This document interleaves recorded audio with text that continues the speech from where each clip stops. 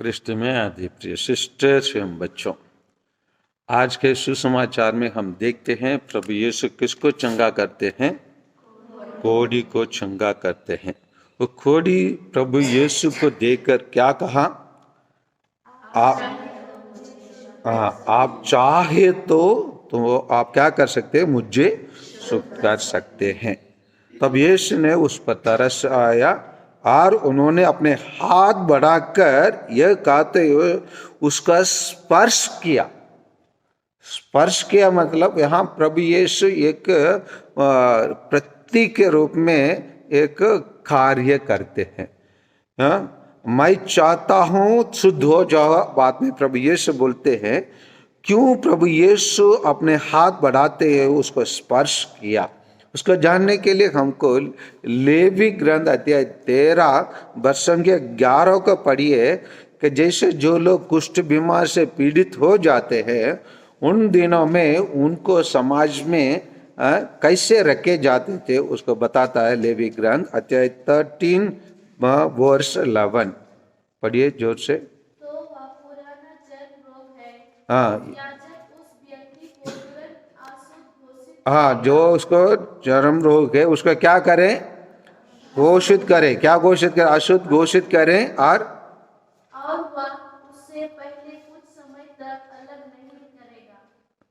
वह अशुद्ध ही है, किंतु यदि चर्म रोग उसके सारे शरीर से फूट पड़ा हो और रोगी के चमड़े पर सिर से पैर तक फैल गया हो तो याजक उसकी अच्छी तरह जांच करेगा। याजक जांच करेगा और उसको अलग रख देंगे। उसका सारांश क्या है? उसको समाज के अंदर नहीं रहना है और वो दूर रहेंगे। और दूर रहकर कोई भी उसके पास जा रहे हैं देखने के लिए, अरे भाई रास्ते में हम क्यों पड़े बोल के कोई आकर देखने के लिए जाएंगे तो उसको स्वयं घोषित करना है। अशुद्ध अशुद्ध बोलना है ना?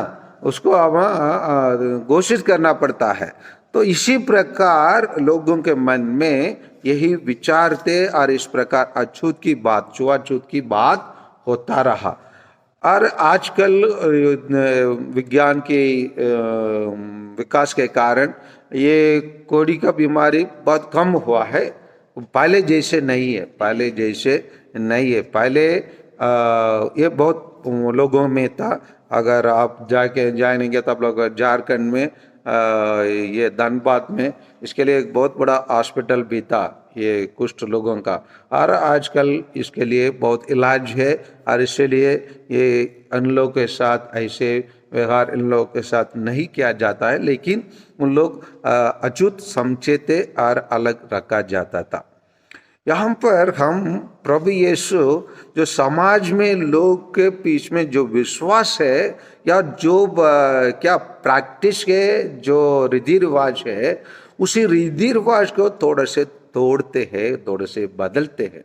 आज भी हमारे भारत में देखेंगे तो हमारे भारत में कुछ धर्म में उन लोग कहते हैं हम लोग के पास ये 4 वर्ण है, वह वर्ण के अनुसार जो सूत्र है वो सूत्र लोगों को कहीं प्रवेश नहीं करना है बोल के उनको दूर कर देते। ये बात हमारे राष्ट्रपति के साथ भी हो रहा है, क्योंकि ये छुआछूत की बात आज भी वह बहुत मतलब कहीं कहीं कानून के अनुसार तो नहीं है, लेकिन वास्तविकता में इन रियल प्रैक्टिस इसको हम देख सकते हैं।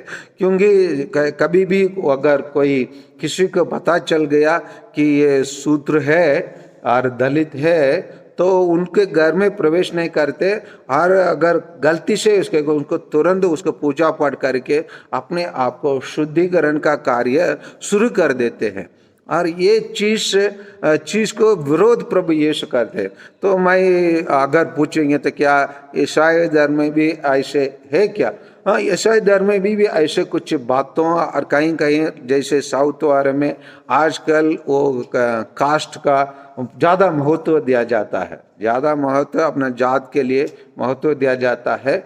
और कभी कभी ये कोई भी बड़ा पोस्टिंग में किसी को नियुक्ति करने के बाद होता है कि इसमें ये सब चीज देखा जाता है। तो ये चीज विद्यमान है, हमारे क्रिश्चियन धर्म में भी ये विद्यमान है। क्या क्रिश्चियन धर्म पूर्ण रूप से सभी अछूत से बातों से स्वतंत्र पा लिया? नहीं है, उसको मैं भी स्वीकार करना नहीं पा लिया है, लेकिन उसको धीरे धीरे कम करने के लिए, दूर करने के लिए, मिटाने के लिए प्रयास चल रहा है, क्योंकि प्रभु यीशु उसको करके अपने जीवन में दिखाया। इसीलिए यहाँ पर उन्होंने हाथ बढ़ाकर यह कहते हुए उसको स्पर्श किया, और वो व्यक्ति जैसे उन्होंने चाहा, मैं यही चाहता हूं शुद्ध हो जाओ। आइए हम लोग के अंदर रहने वाला जुआ-छूत की बात रहता है ना, अछूते के बात रहता है, हम दूर करने के लिए प्रयास करें। और हमारे समुदाय में, विशेषकर हमारे भारत देश में इसका ज़्यादा उपयोग होता है, ज़्यादा लोगों को ऐसे अलग करने के बात होता है, उसको कम करने के लिए, उसको मिटाने के लिए, एलिमिनेट करने के लिए, इरेडिकेट करने के लिए, पूर्ण रूप से सर्वनाश करने के लिए, सत्यानाश करने के लिए आइए ईश्वर से विशेष रूप से प्रार्थना करें। उसके लिए हम उदाहरण बने से इस सब चीज को प्रभु यीशु जैसे हाथ बढ़ाकर स्पर्श करने वाला व्यक्ति, अछूतों को, अनटचेबिलिटी को दूर करने वाला व्यक्ति आप और मैं बने। उसके लिए हम ईश्वर से विशेष रूप से प्रार्थना करें। आमीन।